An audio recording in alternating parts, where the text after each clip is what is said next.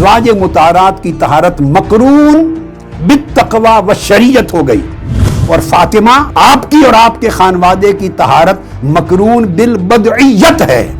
آقا نے فرمایا فاطمہ تو بدعۃ منی، فاطمہ میری جسم اور میری جان کا ٹکڑا ہے۔ آقا علیہ السلام کی جو طہارت و معصومیت ملی، چونکہ آپ حضور علیہ السلام کی جان کا ٹکڑا ہیں اور حسنین ان کی جان کا ٹکڑا ہیں، الحسین منی وانا منہ، علی منی وانا منہ، منیت کا رشتہ ہے، بدعیت کا۔ سو آپ کو جو طہارت دی ہے وہ طہارت مصطفیٰ کا حصہ دیا ہے۔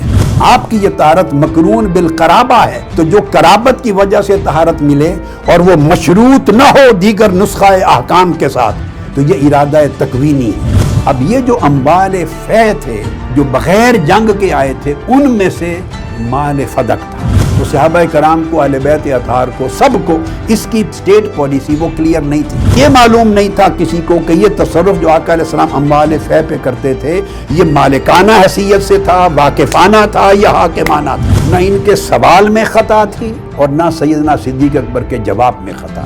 ملائکہ نے سوال کیا، اللہ رب العزت نے ان سے یہ نہیں فرمایا کہ تم خطا پر۔ نوح علیہ السلام کا سوال خطا نہیں، یہ سوال صرف سیدہ کائنات سلام اللہ علیہ کے ذہن مبارک میں نہیں پیدا ہوا۔ یہ سوال سیدنا علی شیر خدا نے بھی پوچھا ہے، اور یہی سوال سیدنا عباس بن عبد المطلب نے بھی پوچھا ہے، اور یہی سوال ازواج مطہرات نے بھی پوچھا۔ سیدہ کائنات کا سوال قرآنی احکام پر مبنی تھا، جبکہ سیدنا صدیق اکبر رضی اللہ تعالیٰ عنہ کا جواب ان قرآنی احکام کی تشریح و تعبیر حدیث پر مبنی تھا۔ سیدہ کائنات نے بھی اجتہاد فرمایا اور سیدنا صدیق اکبر نے بھی اجتہاد فرمایا۔